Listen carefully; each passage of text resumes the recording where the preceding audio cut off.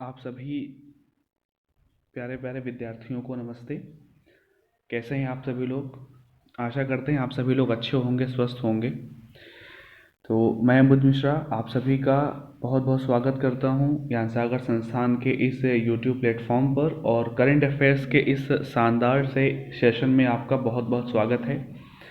तो जैसा कि आप सभी जानते हैं कि हम लोग जो है वो सितंबर 2020 का जो करंट अफेयर्स है उसको जो है क्विज़ के माध्यम से जो है उसको पढ़ रहे हैं, उसको डिस्कस कर रहे हैं। तो उसी कड़ी में आज जो है यह वीडियो है अपना 24 सितंबर।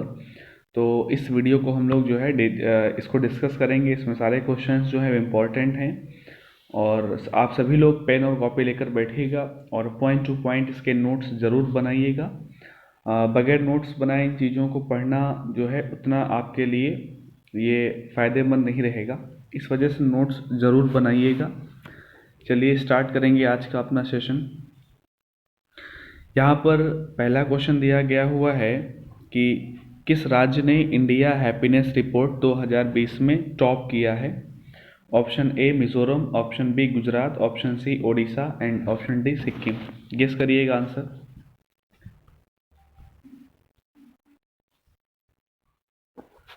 चलिए, इसका जो सही आंसर है वह है ऑप्शन ए। ठीक है, मिजोरम। तो इंडिया हैप्पीनेस रिपोर्ट 2020 जो अभी आई है हाल ही में, उसमें मिजोरम स्टेट ने, मिजोरम राज्य ने टॉप किया हुआ है। तो इसका डिटेल्स जो है वो देख लिया जाए। देश भर में जो यहाँ पर लिखा हुआ आंसर ए है, जैसा कि बताया मैंने, मिजोरम। ठीक है, और यहाँ पर लिखा हुआ है कि देश भर में लोगों की खुशहाली के लिए क्या जरूरी है, खुशहाली पर कोविड-19 का क्या प्रभाव है, और विचारशील नेताओं की अंतर्दृष्टि के आधार सभी राज्यों और केंद्र शासित प्रदेशों को कवर करने वाली पहली ऑल इंडिया हैप्पीनेस रिपोर्ट 2020 जारी की गई है। इस सर्वेक्षण को, ठीक है, इस सर्वेक्षण को प्रोफेसर राजेश, यहाँ पर ठीक है प्रोफेसर का नाम दिया गया हुआ है कि प्रोफेसर राजेश के पिलानिया ने मार्च 2020 से जुलाई 2020 के बीच 16,950 लोगों के साथ देशव्यापी स्तर पर की है। ठीक है, यानी कि इस सर्वेक्षण को तैयार किसने किया है? तो नाम जो आप देख रहे हैं मेंशन है प्रोफेसर राजेश के पिलानिया। और ये रिपोर्ट कब से कब तक के लिए यानी बनाएगी? तो मार्च 2020 से जुलाई 2020, मार्च अप्रैल मई जून जुलाई, ठीक है, 5 महीने के बीच की रिपोर्ट है ये। और इसमें लगभग 17,000 यानी कि 16,950 लोगों पर सर्वेक्षण किया गया।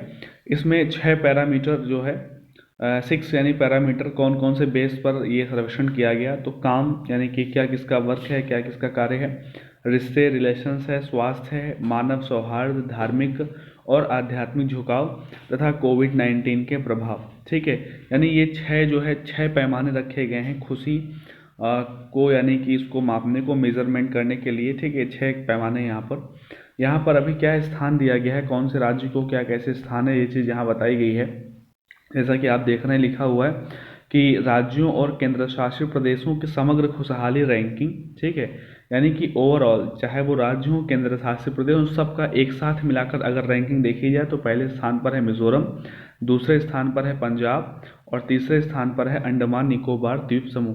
ठीक है, अगर यहाँ पर इस चीज़ को अलग अलग कर दिया जाए, यानी कि अगर बड़े राज्यों को देखा जाए, बड़े बड़े राज्यों में अगर गिना जाए तो पहला स्थान है पंजाब का, दूसरा गुजरात का, और तीसरा स्थान है तेलंगाना का। ठीक है, वहीं अगर छोटे राज्यों की अलग अगर रैंकिंग की जाए तो मिजोरम को पहला स्थान, सिक्किम को दूसरा, और अरुणाचल प्रदेश को तीसरा स्थान।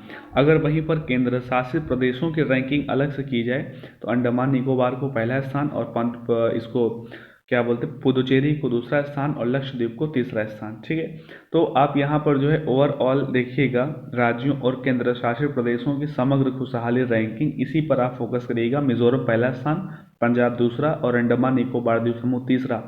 अभी यहाँ पर ध्यान रखने वाली बात यह है कि उत्तर प्रदेश का इस ओवरऑल जो है रैंकिंग में स्थान कितना है? तो 9th प्लेस है यूपी का। यहाँ पर जहाँ पर मिजोरम पहला है, पंजाब दूसरा, अंडमान निकोबार तीसरा, इसी कड़ी में आगे बढ़ते जाएंगे तो उत्तर प्रदेश का यहाँ पर 9वां स्थान है। ठीक है, तो ये सारा सब कुछ यहाँ पर लिखा हुआ है। ये पीडीएफ जब आपको टेलीग्राम पर दे दी जाएगी तो एक बार से इस चीज़ का आप रिवीजन करिएगा। अभी आप वीडियो को केवल देखते जाइएगा, कुछ पॉइंट्स लिखते जाइएगा, दोबारा इस पीडीएफ को जब आप देखोगे टेलीग्राम पर जाके डाउनलोड करिएगा और वहाँ से आप इसका अपने नोट्स का रिवीजन कर सकते हैं। ठीक है, इसी के साथ हम लोग बढ़ेंगे अपने अगले प्रश्न संख्या 2 पर। प्रश्न संख्या 2 में बताया गया है कि विश्व बांस दिवस हर साल किस दिन को मनाया जाता है। ठीक है, जैसा कि आप फोटो में देख भी रहे हैं, वर्ल्ड बैम्बू डे 2020, विश्व बांस दिवस हर साल किस दिन को मनाते हैं। ऑप्शन ए 15 सितंबर, ऑप्शन बी 16 सितंबर, ऑप्शन सी 17 सितंबर और ऑप्शन डी 18 सितंबर। ठीक, गेस करिएगा आंसर। ठीक है, इसका सही आंसर है ऑप्शन डी यानी कि 18 सितंबर। हर साल 18 सितंबर को क्या विश्व बांस दिवस वर्ल्ड बैम्बू डे मनाते हैं। डिटेल्स आप देख सकते हैं, लिखा हुआ है कि हर साल 18 सितंबर को विश्व स्तर पर वर्ल्ड बैम्बू डे या फिर बांस दिवस के रूप में मनाया जाता है। यह दिन क्यों मनाते हैं, यहाँ पर बता रहे हैं कि बांस के फायदों के बारे में जागरूकता बढ़ाने और रोजमर्रा यानी कि जो डेली नीड्स जो प्रोडक्ट्स हैं रोजमर्रा के उत्पादों में इसके उपयोग को बढ़ावा देने के लिए मनाया जाता है। ठीक है, अगली जो लाइन यहाँ पर है ये लिखी हुई है, जो ये इंपॉर्टेंट है, इसको ध्यान रखेंगे आप लोग कि जो है थीम बताया गया है इसका। यहाँ पर क्या बताया गया है, थीम बताया गया है यहाँ पर कि वर्ल्ड बैम्बू डे 2020 के 11वें संस्करण की थीम क्या है। तो ये यहाँ पर बताई गई है कि बैम्बू नाव। ठीक है, बैम्बू नाव। तो वर्ल्ड बैम्बू डे 2020 के 11वें संस्करण की थीम क्या है, बैम्बू नाव। इसको आप लिखिएगा कॉपी पर अपने। और अगली लाइन में बता रहे हैं कि विश्व बांस संगठन के द्वारा 18 सितंबर को वर्ल्ड बैम्बू डे मनाए जाने की आधिकारिक घोषणा 2009 में बैंकॉक में आयोजित 8वीं वर्ल्ड बैम्बू कांग्रेस में की गई थी। यानी यहाँ पर बता रहे हैं कि इसकी घोषणा कब और किसके द्वारा की गई। तो ये विश्व बांस दिवस मनाने की घोषणा किसके द्वारा की गई है, पहला पॉइंट आंसर हो गया विश्व बांस संगठन के द्वारा। घोषणा कब की गई, 2009 में की गई। वह मौका वह अवसर कौन सा था जब ये इसकी घोषणा की गई, तो जो है वर्ल्ड बम्बू कांग्रेस। ठीक है ना, तो जो है विश्व बांस कांग्रेस यानी कि एक जो कॉन्फ्रेंस थी 2009 में, उसमें इसको अनाउंस किया गया था कि हर साल 18 सितंबर को ये मनाया जाएगा। ठीक है, विश्व बांस संगठन का इस दिन मनाए जाने का उद्देश्य जो है वो प्राकृतिक संसाधनों और पर्यावरण की रक्षा के लिए बांस की क्षमता को और अधिक उन्नत बनाना, स्थायी उपयोग सुनिश्चित करना, दुनिया भर के क्षेत्रों में नए उद्योगों के लिए बांस की नई खेती को बढ़ावा देना, साथ ही सामुदायिक आर्थिक विकास के लिए स्थानीय रूप से पारंपरिक उपयोगों को प्रोत्साहित करना है। ठीक है, ये इसका उद्देश्य है मनाने का, जो मैंने पढ़ा। और यहाँ पर अगली लाइन में बता रहे हैं कि विश्व बांस संगठन का हेडक्वार्टर कहाँ पर है, तो बेल्जियम के सिटी एंटवर्प में है। ठीक है, लिखा हुआ एंटवर्प में क्या है, इसका हेडक्वार्टर है विश्व बांस संगठन का। स्थापना इस संगठन की 2005 में हुई थी और वर्तमान समय में इस संगठन के जो कार्यकारी निदेशक हैं उनका नाम है सुजैन लुकास। ठीक है, विश्व बांस संगठन के जो इस समय एग्जीक्यूटिव डायरेक्टर हैं उनका नाम है सुजैन लुकास। ठीक, तो आशा करते हैं ये प्रश्न आपको समझ में आया होगा और आपने सारे पॉइंट्स जो हैं वो नोट करे होंगे। जो इंपॉर्टेंट चीज़ें हैं वो आप इसको नोट करिएगा। ठीक है, इसी के साथ हम बढ़ेंगे अपने प्रश्न संख्या 3 पर।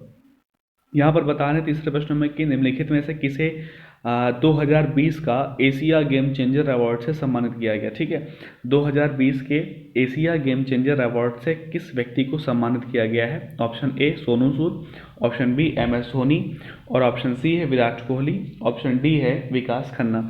सही आंसर क्या है, गेस करिएगा फिर बताते हैं हम। इसका सही आंसर जो है वो ऑप्शन डी यानी कि विकास खन्ना। ठीक है, ऑप्शन डी यानी कि विकास खन्ना इसका सही आंसर है। तो चलिएगा डिटेल्स देख लेते हैं। एशिया गेम चेंजर अवार्ड्स 2020 के विजेता हैं विकास खन्ना। कौन है ये, देखते हैं कि जाने माने सेफ विकास खन्ना को प्रतिष्ठित एशिया गेम चेंजर अवार्ड 2020 से सम्मानित करने के लिए उनको इलेक्ट किया गया है। ठीक है, विकास खन्ना कौन है, जाने माने सेफ हैं। सेफ का मतलब तो आप समझते ही हैं ना, मास्टर सेफ आप मतलब समझते हैं। ठीक है, तो यह पुरस्कार उन्हें पूरे भारत में कोविड-19 महामारी के दौरान लाखों लोगों को बड़े पैमाने पर अपने भोजन वितरण अभियान फीड इंडिया के माध्यम से, ठीक है, फीड इंडिया सॉरी, यहाँ पर जो है फीड इंडिया लिखा हुआ है कि अपने भोजन वितरण अभियान फीड इंडिया के माध्यम से खाना खिलाने के लिए दिया जाएगा। वह अग्रणी संगठन द्वारा चुने गए 6 सम्मानों में से एक भारतीय हैं। उन्होंने भारत से हज़ारों मील दूर न्यूयॉर्क में स्थित अपने यानी कि मैनहट्टन में बैठे अपने घर से उन्होंने विशाल भोजन वितरण अभियान को सफलतापूर्वक चलाया है। यानी वो रहते कहाँ पर है, न्यूयॉर्क में का जो सिटी है मैनहट्टन, वहाँ पर उनका घर है और वहाँ से बैठे बैठे उन्होंने ये अभियान भारत में संचालित किया। ठीक है, वो यहाँ आए नहीं, वहीं पर ही बैठकर जो है वहाँ पर बैठकर ही इन्होंने लोगों से कांटेक्ट करके क्या किया, अपना अभियान फीड इंडिया नाम का जो इनका अभियान है वो उन्होंने पूरे भारत में चलाया। और जो ज़रूरतमंद लोग थे कोविड-19 महामारी के दौरान जिनके पास भोजन वगैरह खाने के लिए नहीं था, ऐसे लोगों को उन्होंने भोजन उपलब्ध करवाया। तो इसी इनकी उपलब्धि के लिए इनको एशिया गेम चेंजर अवार्ड दिया जा रहा है। ठीक है, अमेरिका के एक गैर लाभकारी संगठन, ठीक है, यानी कि एक एनजीओ है अमेरिका का, उसका नाम है एशिया सोसाइटी, उसके द्वारा साल 2014 में एशिया के भविष्य के लिए सकारात्मक योगदान देने वाले सच्चे नेताओं की पहचान करने और उन्हें सम्मानित करने के लिए एशिया गेम चेंजर अवार्ड्स की शुरुआत की गई। बताया गया है कि एशिया गेम चेंजर कब और क्यों शुरू किया गया, तो शुरू तो किया गया 2014 में। यह अवार्ड जो है 2014 में स्टार्ट किया गया था। किसके द्वारा, तो ये एशिया सोसाइटी नाम के एक एनजीओ के द्वारा। क्यों, तो एशिया के भविष्य के लिए जो है सकारात्मक योगदान देने वाले जो सच्चे लीडर्स हैं उनकी पहचान करके उनको सम्मानित करने के लिए ये किया गया। और विकास खन्ना की बात करें तो ये भारत के अमृतसर में इनका जन्म हुआ था। ठीक है, भारत के अमृतसर में इनका, पंजाब के अमृतसर में इनका जन्म हुआ था विकास खन्ना का। ठीक है, और ये एक सेफ हैं। ठीक है, और इनका सेफ बनने का इनका जो है वो बहुत ही रोचक कहानी है सेफ बनने की इनकी। आप लोग गूगल करिएगा विकास खन्ना के बारे में तो आपको समझ में आएगा। ठीक है, तो ये बहुत इनकी रोचक कहानी ये है कि ये जो जन्म से ये विकलांग थे, दिव्यांग थे, और इसी वजह से यानी इनके शरीर की जो पैरों की बनावट थी वो नॉर्मल नहीं थी, एबनॉर्मल थी, असाधारण थी। इसी वजह से यानी को चलने फिरने में प्रॉब्लम होती थी। ये अपने माँ और दादी के साथ इनका ज़्यादा से ज़्यादा बचपन का समय जो है वो यानी कि रसोई में, किचन में ही बैठ के बीता, और वहीं से इनकी स्टार्ट हुई जो ये खाना बनाना सीखने की जो ये था वो इनका वहीं से स्टार्ट हुआ, अपने घर से ही, अपनी माँ और दादी के साथ। और यानी कि बहुत ही छोटी उम्र में ये सारी चीज़ें जो है बनाना शुरू कर चुके थे। अपनी दादी और माँ के साथ मिलकर इन्होंने पराठे भी बेचे हुए हैं बनाकर, यानी एक स्ट्रगल वाला इनका जीवन रहा है। और आज ये दुनिया के जाने माने सेफ हैं और लोगों को खाना भी खिला रहे हैं, फीड इंडिया नामक जैसे अभियान भी चला रहे हैं। उसी वजह से ये अवार्ड इनको मिला हुआ है एशिया गेम चेंजर का। ठीक है, तो विकास खन्ना के बारे में ज़रा आप गूगल करके पढ़िएगा, समझिएगा इनके बारे में, अच्छा लगेगा। इसी के साथ हम लोग बढ़ते हैं अपने प्रश्न संख्या 4 पर कि आईएमडी के 2020 स्मार्ट सिटी इंडेक्स में भारत का कौन सा शहर शीर्ष स्थान पर है। यानी कि एक आईएमडी नाम का एक संस्था है, यानी कि IMG business school, international management जो है आईएमडी स्कूल है एक, कहाँ पर है, स्विट्जरलैंड में स्थित है। उसकी एक इंडेक्स आई है स्मार्ट सिटी इंडेक्स 2020, उसमें भारत का कौन सा शहर शीर्ष स्थान पर है। Option A Mumbai, option B Kolkata and option C Bengaluru, option D है हैदराबाद। सही आंसर गेस करें। सही आंसर है ऑप्शन डी, यानी कि हैदराबाद। आइए समझते हैं इसको। इंस्टीट्यूट फॉर मैनेजमेंट डेवलपमेंट यानी कि IMD, institute for management development ने Singapore university for technology and design के साथ मिलकर स्मार्ट सिटी इंडेक्स 2020 जारी की है। इस स्मार्ट सिटी इंडेक्स 2020 में कुल 109 शहरों का सर्वेक्षण किया गया। पहला पॉइंट आपका यहीं पर पहला आपका जो है पहला पॉइंट इस नोट्स में लिखने के लिए यहीं से बनता है। यह जो है वो किसके द्वारा यह इंडेक्स स्टार्ट की गई, तो institute for management development IMD school business जो है स्कूल स्विट्जरलैंड में, उसने किसकी हेल्प से ये इंडेक्स बनाई है, तो Singapore university for technology and design के साथ। इस इंडेक्स में कुल कितने शहरों का सर्वेक्षण किया गया, 109। ये सेकंड पॉइंट है आपका, इसको ध्यान रखेंगे। यह सूचकांक आर्थिक और तकनीकी डेटा और वहाँ नागरिकों की धारणा कि उनके शहर कितने स्मार्ट हैं। ठीक है, नागरिकों का के अंदर कि एक ये होता ना कि उनका शहर कितना स्मार्ट है, इस धारणा पर जो है इस आधार पर शहरों को रैंकिंग प्रदान की गई। सूचकांक में सिंगापुर शीर्ष स्थान पर है, इसको आप नोट करते चलिएगा। ठीक है, सिंगापुर इस लिस्ट में 109 शहरों के सर्वेक्षण में सिंगापुर पहले स्थान पर, हेलसिंकी दूसरे स्थान पर और ज्यूरिख तीसरे स्थान पर। ठीक है, अगर सिंगापुर की बात करें तो सिंगापुर का शहर ही है, सिंगापुर सिटी राजधानी है। हेलसिंकी की बात करें तो हेलसिंकी आपका जो है वो फिनलैंड जो कंट्री है उसकी राजधानी है। और अगर ज्यूरिख की बात करें, ये ज्यूरिख जो लिखा हुआ है, ज्यूरिख की बात करें तो ये स्विट्जरलैंड का एक शहर है ज्यूरिख। तो पहले स्थान पर सिंगापुर, दूसरे स्थान पर कौन है, दूसरे स्थान पर आपका हो गया हेलसिंकी और तीसरे स्थान पर हो गया आपका ज्यूरिख। ये तो हो गए 109 में थे 3।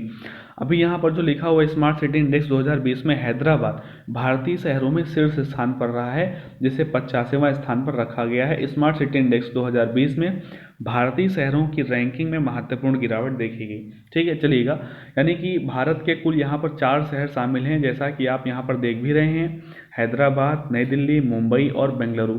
ठीक है, तो इन चारों में से हैदराबाद जो है पहले स्थान पर है। अगर भारत की बात की जाए तो भारत में पहले स्थान पर हैदराबाद है, लेकिन ओवरऑल इस 109 अगर कंट्री देखे जाएँ, शहर देखे जाएँ, तो हैदराबाद का 50 स्थान है।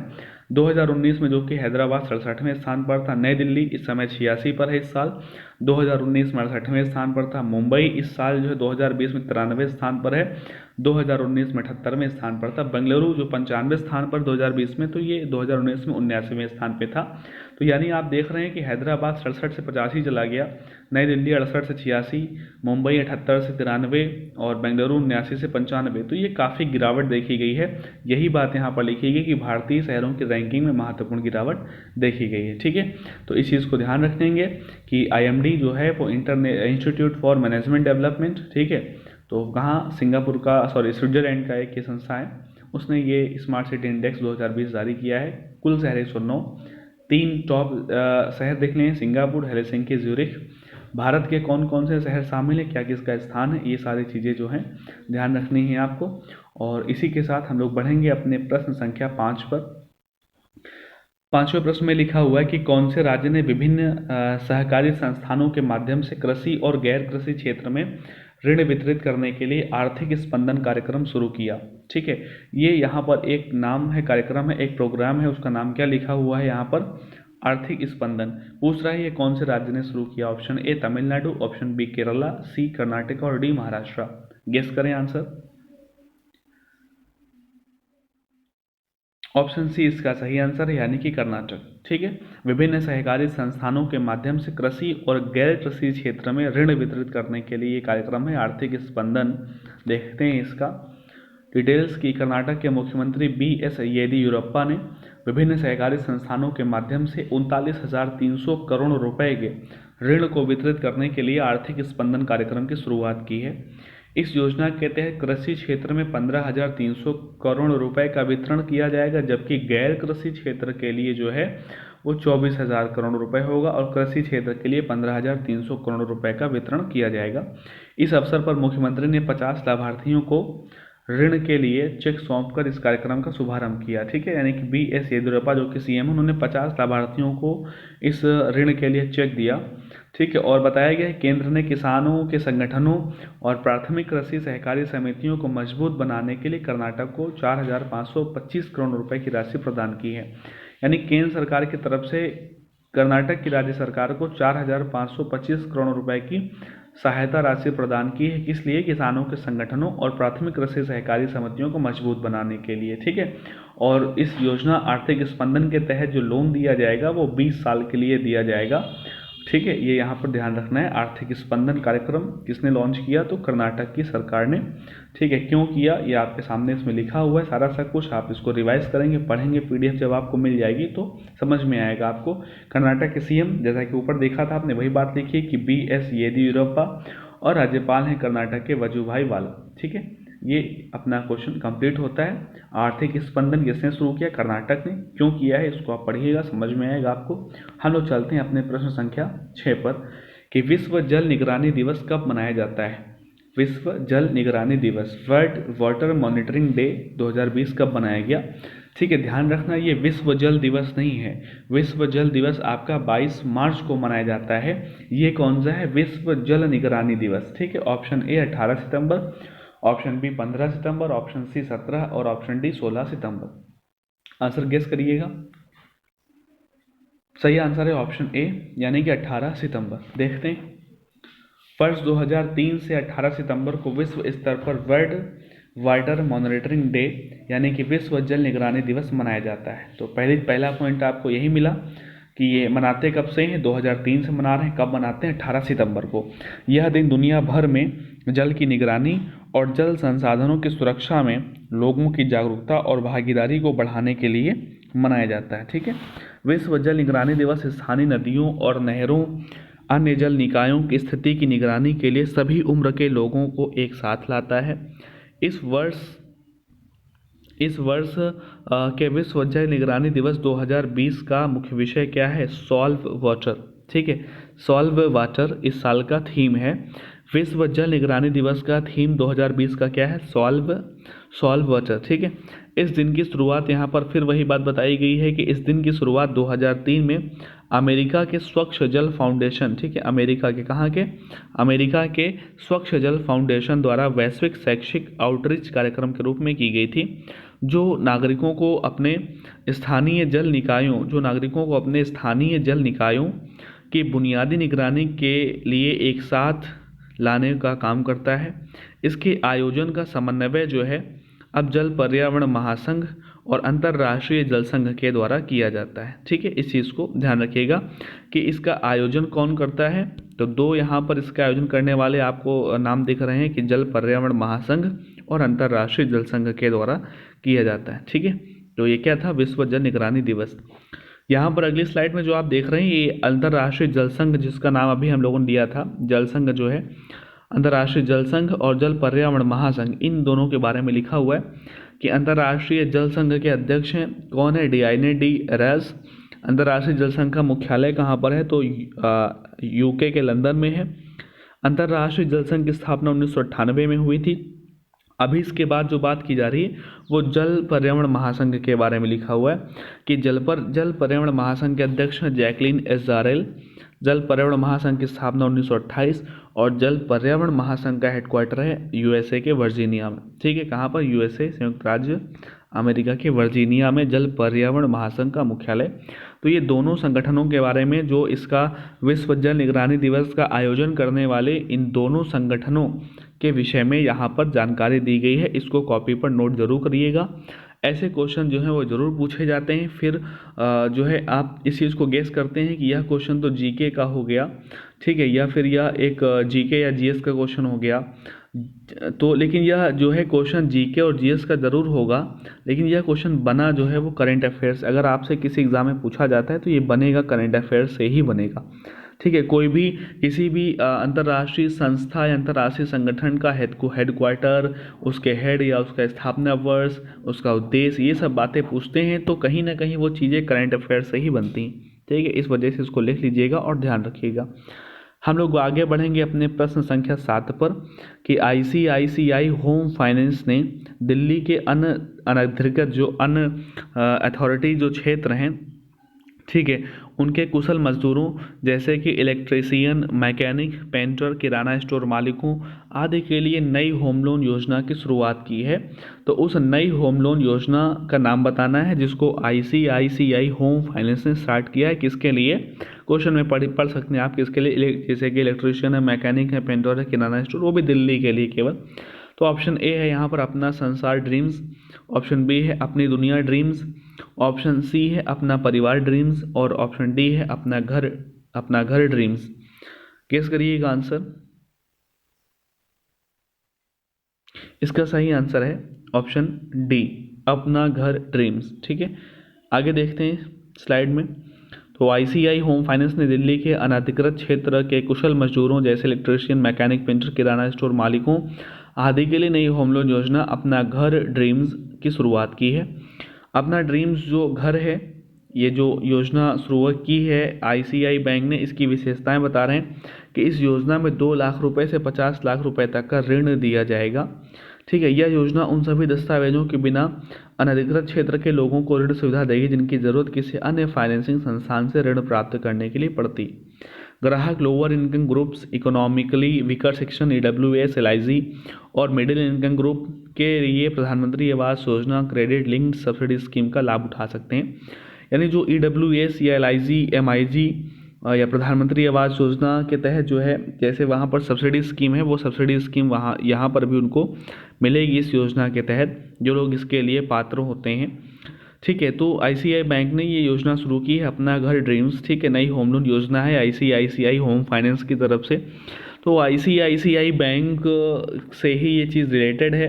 तो यहाँ पर जो है आप क्वेश्चन एक बताइएगा, कमेंट करिएगा, ठीक है। बहुत ही आसान सा क्वेश्चन पूछ रहा हूँ और सभी को पता होगा, नहीं पता होगा तो मुझे अच्छे से पता है कि आप लोग आंसर देते हैं। नहीं आता है आप लोगों को तो आप लोग गूगल का सहारा लेते हैं, लेकिन आंसर देते हैं। कोई बात नहीं, सही है, गूगल का भी अगर आप सहारा लेते हैं तो कम से कम आप किसी चीज़ को खुद से सर्च करते हैं।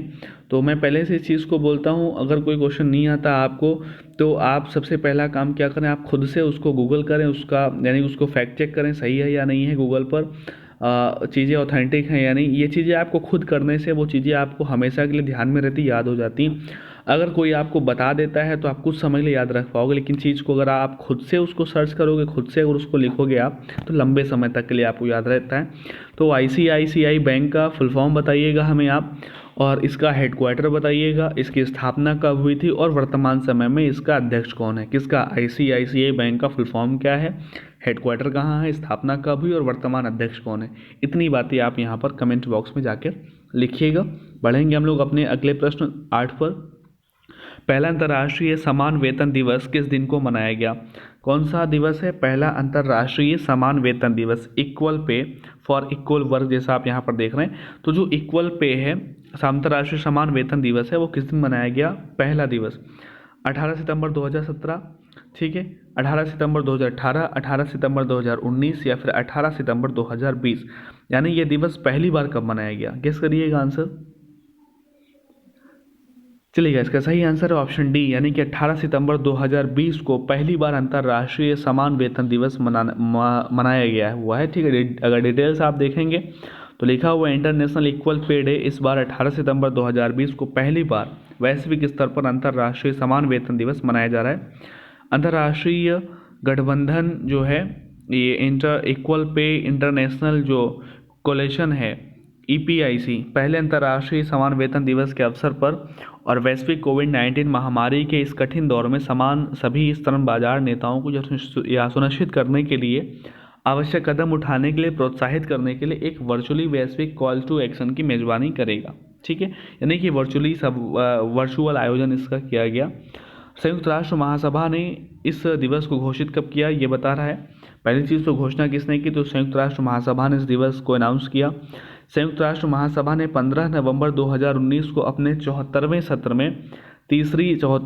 में तीसरी समिति ने 18 सितंबर को अंतर्राष्ट्रीय समान दिवस जो है वेतन समान दिवस के रूप में घोषित करते हुए प्रस्ताव को अपनाया था। यह प्रस्ताव कुल 105 सदस्य राज्यों द्वारा सह प्रायोजित था, यानी 105 देशों के द्वारा इसको प्रायोजित किया गया।